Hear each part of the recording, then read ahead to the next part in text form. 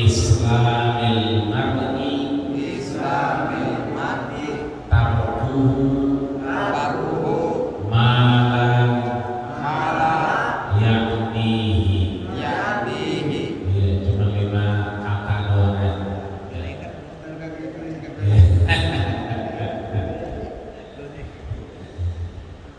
Hadis ini disampaikan oleh orang yang dekat dengan Rasul dan sudah kita bahas orangnya. Siapa dia? An Abi Hurairah radhiyallahu taala anhu qala.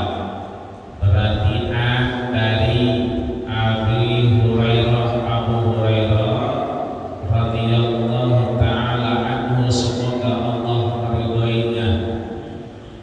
Sudah kita bahas nama ini nama panggilan, nama ini nama tongkrongan, nama ini nama beken, namanya Ibrahim, panggilannya Bram, namanya Muhammad Thohir Raburi, panggilannya Toim, namanya Abang Muhammad Thohir Raburi, panggilannya Toim.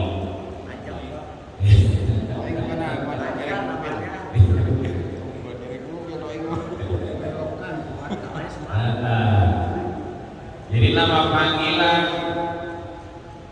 ya, namanya Muhammad Zafrullah, orang Treo Muhammad Zafrullah. Panggilannya apa? Jarbul. Jarbul jalan pulang. Saya coba itu. Namanya namanya Muhammad Zafrullah. Muhammad yang Zafrullah, Zafrullah itu bersinar. Panggilan Jarbul. Jarbul jalan pulang. Baret taib, timbang taib, pada bagus, tinggal lebaran kalau pulang. Ini Abu Hurairah, panggilan nama beken, nama tongkrongan, nama aslinya Abdurrahman bin Sakhar Ad-Dawsi. Ini sudah kita bahas di hadis-hadis pertama, kedua itu ada ya. Namanya Abdurrahman ibnu Sakhar, Sakhar bapaknya, karena dia orang Daus maka Ad-Dawsi. Kalau dia orang Banten, Bantani. Orang Betawi berarti Al-Batawi.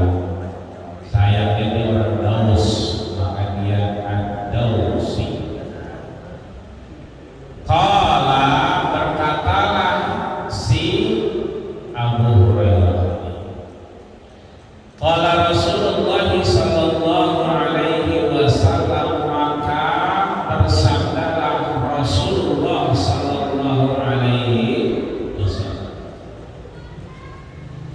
Apa yang disabdakan tadi, yang 5 kata tadi, min husni Islamil mar'i tarkuhu ma la ya'nihi. Min dari husni, banyak nama husni. Ada namanya Haji Husni, ada namanya juga Haja Husni. Bisa lengkap, bisa wadon. Kalau yang lengkap orang jodoh, yang orang wadon orang tukangan. Karena dulu orang jodoh dua-duanya, sekarang yang untuk tukangan. Jadi min husni dari yang baik-baik, bagus-bagus. Islamil mar'i, Islam agamanya, bukan orangnya. Jadi kalau ada orang Islam korupsi, bukan salah Islamnya, tapi salah orangnya.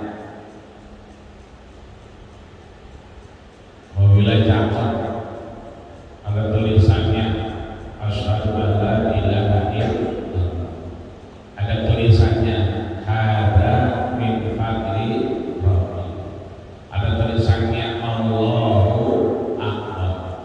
begitu lampu merah orang ngeremnya robos baik. Kan yang cakep mah kalau kacanya ada tulisannya Allahu Akbar, begitu lampu merah enak mah remnya keren, jangan nyolong aja. Yang nempel orang Islam, yang nempel bacaannya pasti yang punya orang Islam. Tapi jangan salahin Islamnya kalau lagi lampu merahnya nolong baik. Emang apa? Orang akan ada polisinya. Tapi kalau ada bacaannya begitu, mestinya kita kudu ngerem. Kecuali kaca mobilnya polos, gelap, yang 80 cm itu juga kelihatan sampai ke bawah. Nah itu boleh dah kali dah malam. Itu pun kadang-kadang bahayanya luar biasa, orang pada terobos kadang-kadang. Bukan motor, bukan mobil. Ya lebar-lebar bannya, badan lapang. Bocahnya di pinggiran. Ya bunyinya perkataan Vespa. Ya. Enggak kelihatan lampunya, tiba-tiba lewat lebar banget.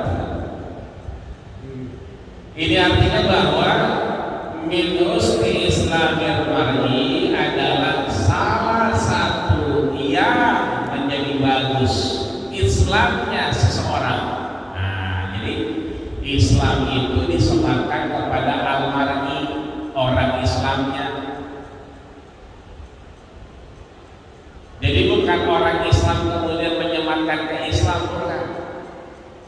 Dibalik sama Rasul bahwa min husni islamil mar'i, bahwa sebaik-baiknya Islamul mar'i,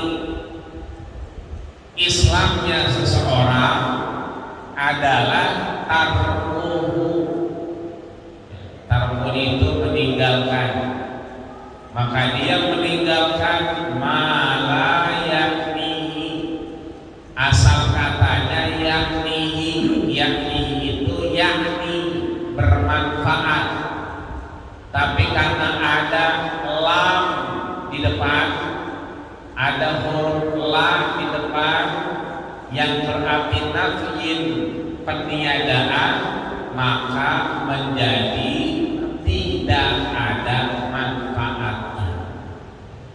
Itu artinya bahwa min husnil islamil mar'i, bahwa di antara tanda-tanda, di antara baiknya orang Islam adalah ketika dia mampu meninggalkan yang tidak bermanfaat bagi dirinya.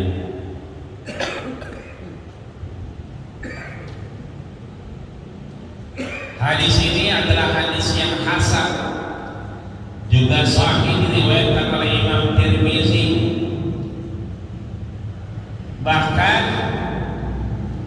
kalau kita buka kembali apa yang disampaikan Rasul ini, bahwa min husni ini artinya lintabain. Tab'in itu sebagian, jadi menunjukkan sebagian karakter orang Islam. Husnun ya berarti ziyadatun fil jamali wal kamal. Dia bukan cuma bagus, tapi ziyadah fil jamal wal kamal, mantes-mantesi. Dalam hal apa? Jamal sesuatu yang baik. Jamal sama jamil sama ya. Kalau Jamal itu orang jodoh, ya, dekat pinggir tol, bisa Jamal, banyak hal. Kalau Jamil orang petukangan. Jadi Jamal sama Jamil sama, yang beda Saiful Jamil. Gak ada di petukangan, gak ada jodoh. Jadi bertambahnya Jamal, sesuatu yang baik-baik, wal kamal, menyempurnakan diri kita ke dalam kebaikan. Yakni tadi sesuatu yang bermanfaat. Karena masuk lam di harfun nabiyyin maka menjadi sesuatu yang tidak bermanfaat. Maka ulama menyatakan ini hadis paling pendek cuma 5 kata, tapi maknanya disampaikan hadal hadisu azimun. Ini hadis meskipun pendek, singkat, padat, tapi dia memberikan makna yang mulia, besar dan luas. Wa huwa aslun kabirun fi ta'dimin nafsi, dan dia merupakan dasar bagaimana kita mempersiapkan diri kita untuk menghadap Allah Subhanahu wa ta'ala. Amir radai wan naqaisi, sesuatu yang lebih maupun yang kurang. Wa tarku ma la jadwa fihi wa la naf'a, dan dia meninggalkan sesuatu yang rasanya kurang bermanfaat, wala makna, tidak ada artinya. Kita punya guru, boleh makan tak? Boleh ya. Karena Nabi suka bercandai orang yang punya guru. Dulu namanya Umair ya, sahabat Nabi namanya Umair. Dia punya guru gacor benar, dinamai Nubair. Jadi yang punya guru namanya Umair, gurunya namanya Nubair. Itu kalau lagi ngempanin ditanya sama Nabi, itu burung udah mandi? Udah. Yang punya? Nah, belum. Yang ada yang punya dulu mati, baru yang dimpanin mandi. Ini mah yang dipanen udah mandi, udah keramas, udah enggak ganti makanan. Yang mandiin kopi belum, teh belum, kena air belum. Jadi bukan kemudian kita meninggalkan sesuatu yang haram, bukan, tapi sesuatu yang rasanya cukup kita kerjakan ketimbang kita kerjakan dengan waktu yang penuh. Kadang-kadang kalau udah hobi sampai seharian ya, orang mana-mana pulang ya. Apa baik hobi mah ya, dengan mobil, dengan motor, dengan sepeda, apa baik diutak-atik. Itu kadang-kadang sampai seharian. Itu tanaman, ya tanaman baik itu profit ya kan? Padahal Rasul selalu mengingatkan ada waktu-waktu yang mustajabah, ada waktu-waktu yang doa kita diangkat oleh Allah Subhanahu wa ta'ala. Maka hadis ini merupakan landasan pokok kita untuk tidak meninggalkan kewajiban kita meskipun kita melaksanakan hobi kita, meskipun kita melaksanakan kesukaan kita, karena memang hak kita. Kewajiban kita memang mengambil hak-hak kita untuk di akhirat, tapi hak kita juga boleh untuk kita pakai di dunia. Maka perbuatan-perbuatan yang rasanya membentuk kebaikan itu boleh diindikasikan sebagai husnul, sesuatu yang membuat orang itu baik. Tapi perbuatan yang kemudian mengindikasikan sesuatu itu akhirnya berlebihan, lalai, maka Rasul mendorong itu untuk ditinggalkan. Artinya dilihat kebutuhan sehingga tidak melampaui batas dari kebutuhan yang ada. Rasanya udah mandi dia tinggal, rasanya umpannya masih banyak dibiarin, kecuali airnya udah butek bener. Maka qala Ibnu Rajab rahimahullah, Imam Rajab menyatakan hadal hadis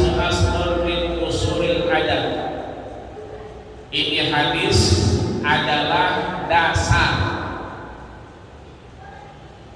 pondasi dari adab seorang muslim. Apa itu? Tadi meningkatkan diri untuk menjadi baik dan meninggalkan sesuatu yang rasanya tidak bermanfaat. Waqad jama'an Nabi sallallahu alaihi wasallam, Imam Ibnu Qayyim Al-Jauziyah rahimahullah, murid daripada Ibnu Taimiyah, bahwa Nabi jamaah mengumpulkan hadis ini itu ke dalam kategori al-wara kulluhu fi kalimatin wahidah. Nabi mengumpulkan yang namanya sifat wara, semua bentuk dan macamnya dalam satu kalimat. Nah, ini hadis wara kita udah bahas kemarin, lagi hadis 11 kemarin. Ya, wara itu kita ninggalin sesuatu yang rasanya kurang pas, itu kita tinggalin. Ada berapa kemarin waro? Ya, ada 3. Ya, ada 3 kemarin. Ya. Yang pertama waro yang wajib, yang kedua waro yang mandub, yang ketiga waro yang fudul. Ya. Apa itu yang wajib? Waro wajib, meninggalkannya wajib. Berarti pada hal apa? Sesuatu yang mengindikasikan maksiat atau kerusakan, kondangan, nggak biasa minum es karena dewek-dewekan, apa lagi mau dihajar baik, es burger dihajar, Coca-Cola dihajar. Apalagi kalau lagi penter, bawaannya luar biasa kayak di center kita. Iya, apa baik dihajar. Nah, itu waroknya warok wajib. Ninggalin es doger jadi wajib. Sebab kalau dia deketin moncor, akhirnya meriah, akhirnya kagak sembahyang. Maka di situ waroknya warok wajib. Biar kata pengen banget, biar kata ya, kan jarang-jarang wajib gitu kan. Iya, jarang-jarang begitu kena. Nah, itu berarti waroknya warok yang wajib.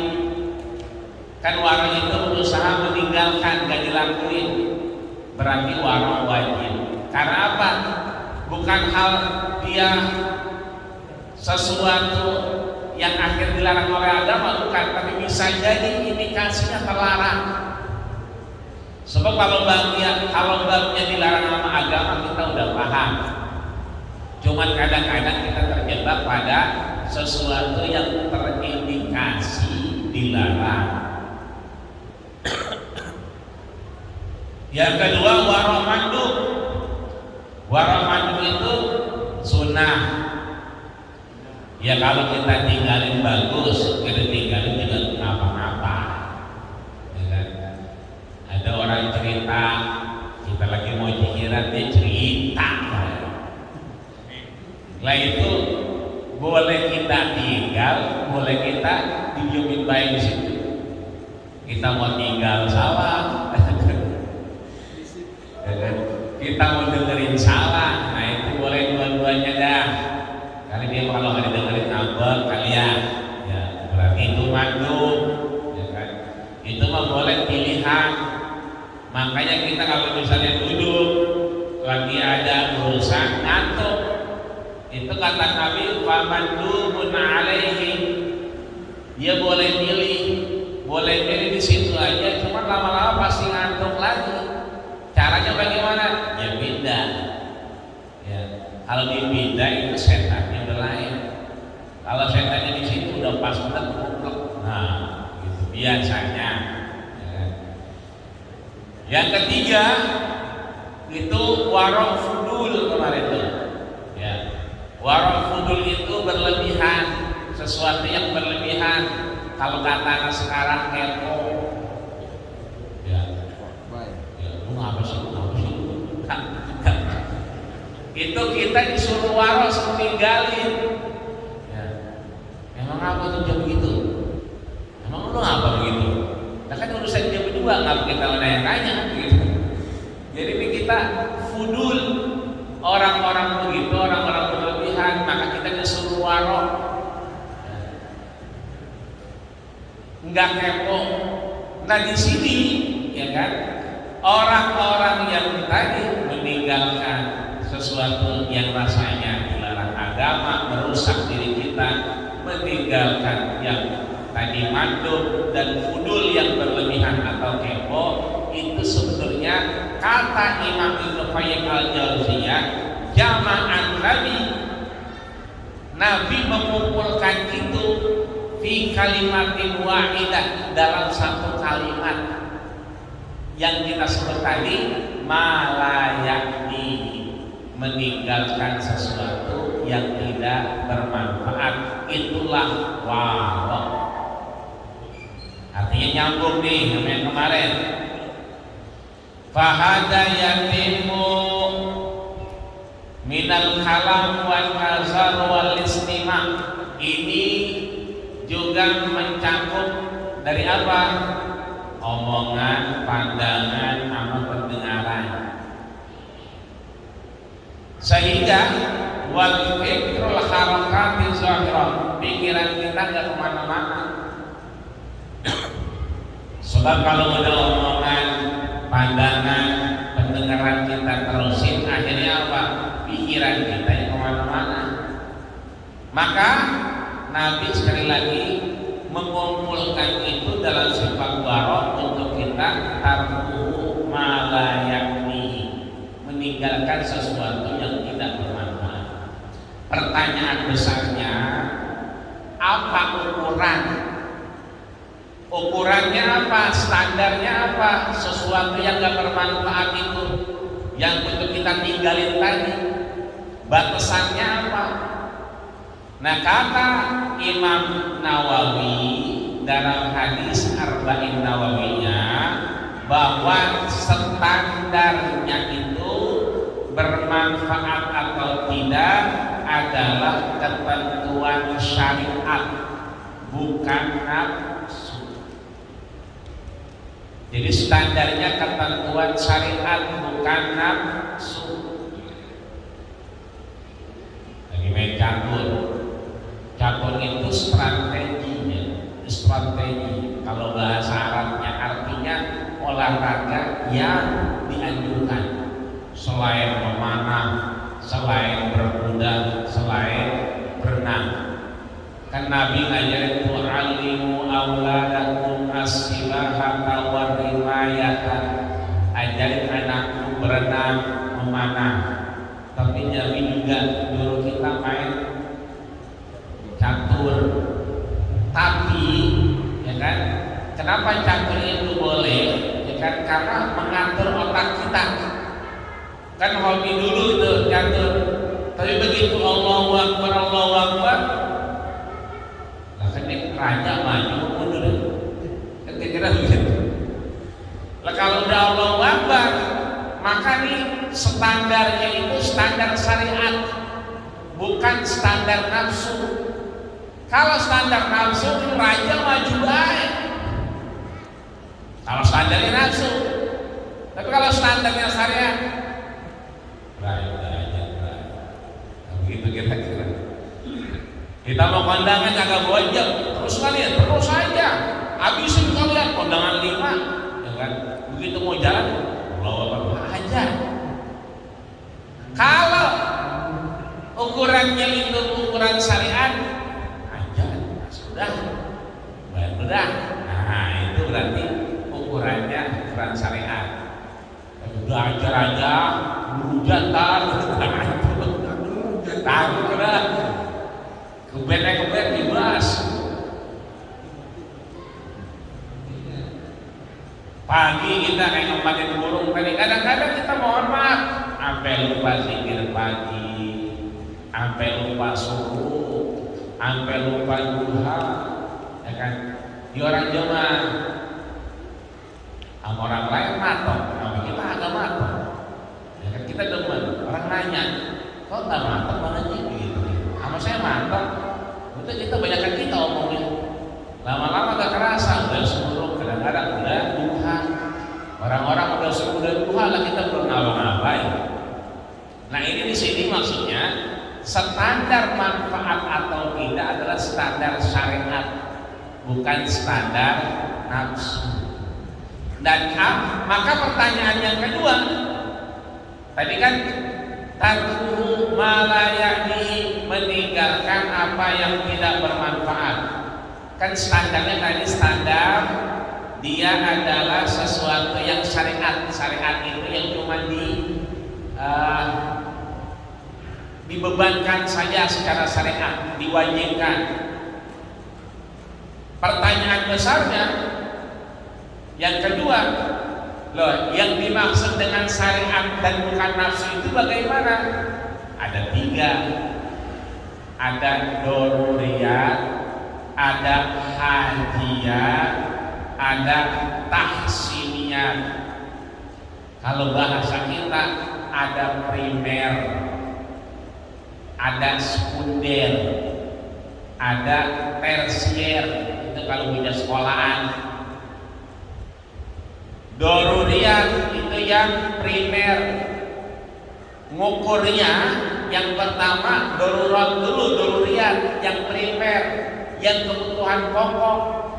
Kalau emang biasa pagi sarapan, sarapan. Kalau biasanya nasi uduk, jangan coba-coba cuma minum air putih doang. Embak nyebutan. Iya. Tapi kalau biasa emang sarapan yang jam 9, Bang, boleh dia pegang burung dulu, baru kan jam 9 sarapan. Tapi kalau emang biasa dia sarapan dulu paginya, karena emang punya mah, maka dia wajib sarapan dulu, baru pegang burung. Jadi kategorinya yang pertama doruriyat, primer, kebutuhan pokok.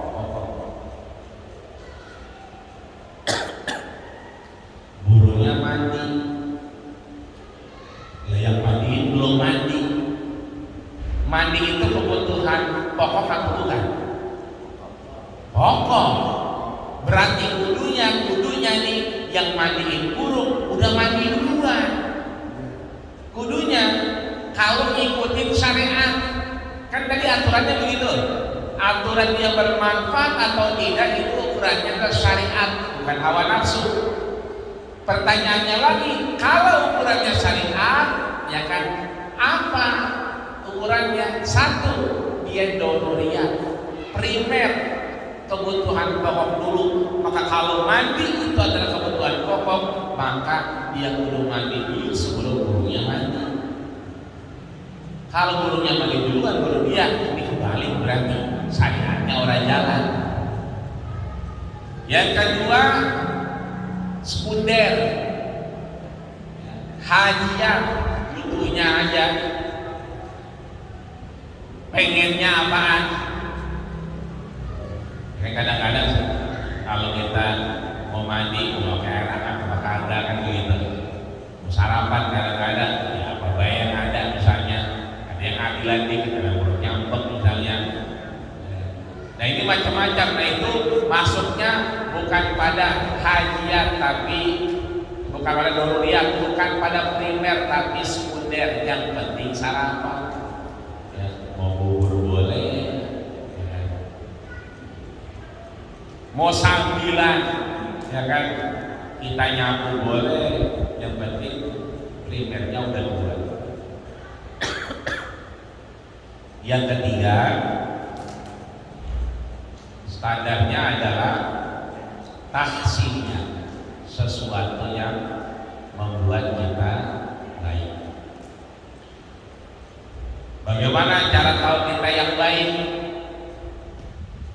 Ya kalau burung aja kalau mau mandi kan dia malu-malu kalau ada kita. Coba perhatiin dia.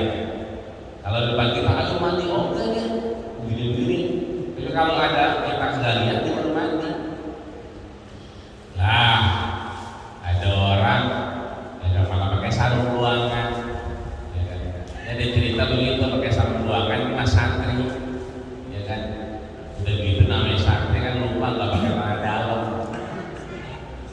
Akhirnya dia ngambil burung, ya burungnya diaduin, ya kan? Disabar-sabar, ada tawon, ya, tawonnya masuk ke dalam sarung.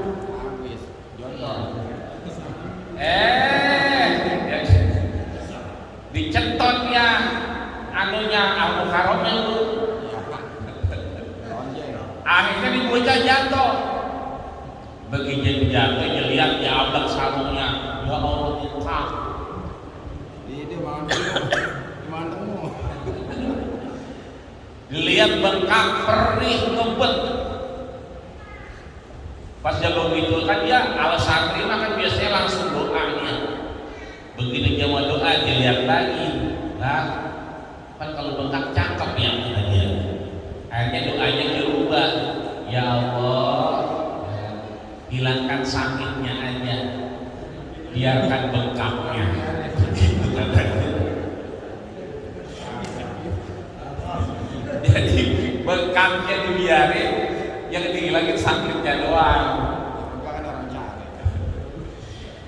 Ini artinya sekali lagi syariat ukurannya. Ya.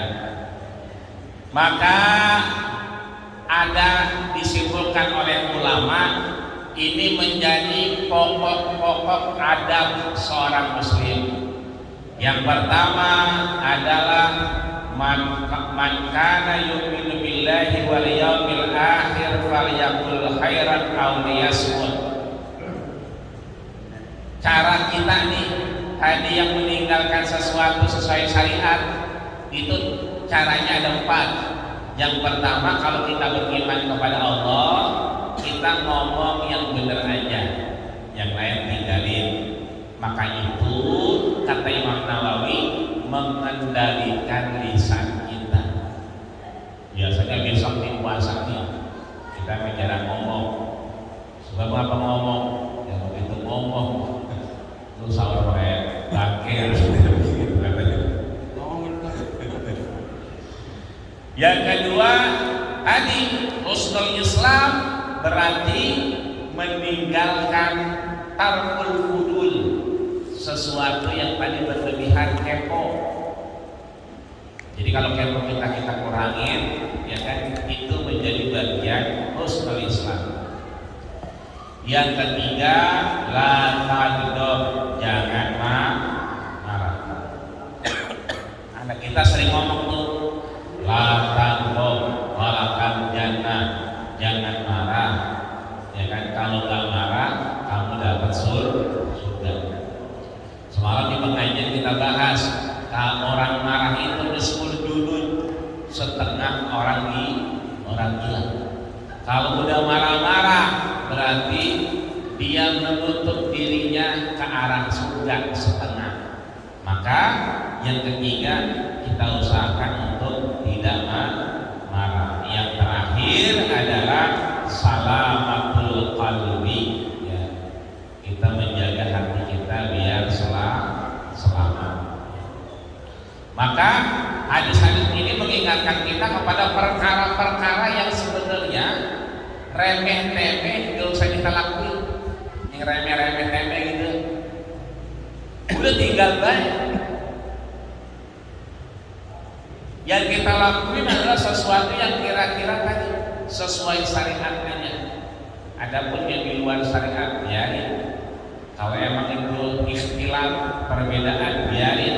Yang penting tidak merusak daripada ibadah kita di hadapan Allah Subhanahu wa ta'ala.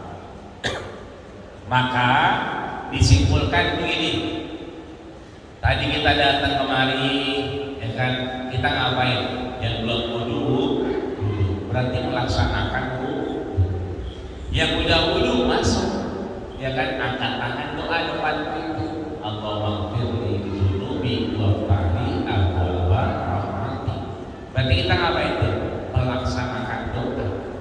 masuk masjid, ya kan? Idza dakhala ahadukumul masjid, kalau seorang masuk masjid, fala tajlis, jangan duduk hatta yusalli raka'ataini, sebelum salat 2 rakaat. Berarti kita ngapain? Melaksanakan sholat. Itu semua berarti ibadah. Wudu, doa, sholat, ibadah semua. Ternyata kata Imam Nawawi intinya meninggalkan sesuatu juga ibadah.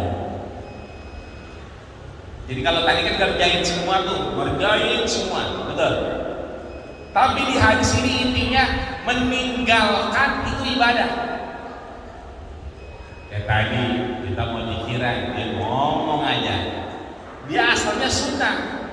Tapi kalau kita tinggalin dia jadi ibadah. Udah di masjid, ya kan?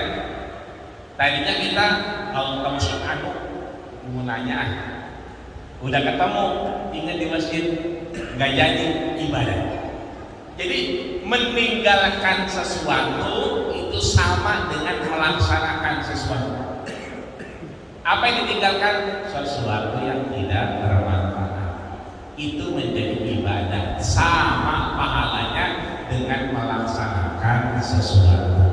Maka itu akhirnya membuat diri kita produktif. Kita nggak pernah tahu kapan umur kita nggak pernah tahu kapan habis kontrak kita di dunia. Maka mudah-mudahan dengan begitu kita semakin produktif, semakin aktif dan bermanfaat amal kita. Amal kita kerjain, yang kita tinggalin juga amal juga. Amin ya rabbal alamin. Sehat badan kita, panjang umur kita, dan insya Allah urusan kita Allah bantu menyelesaikannya, dan mudah-mudahan kita bermanfaat, panjang umur seluruh orang. Amin ya rabbal alamin. Al-Fatihah.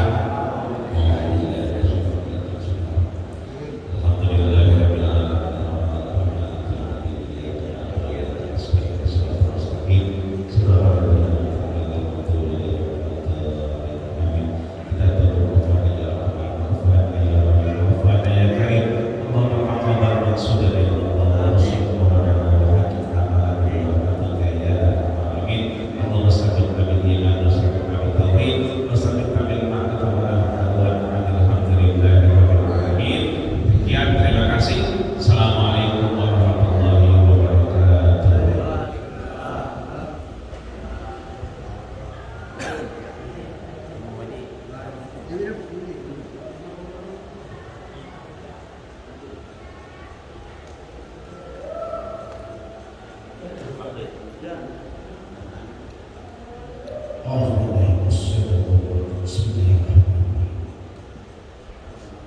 Allah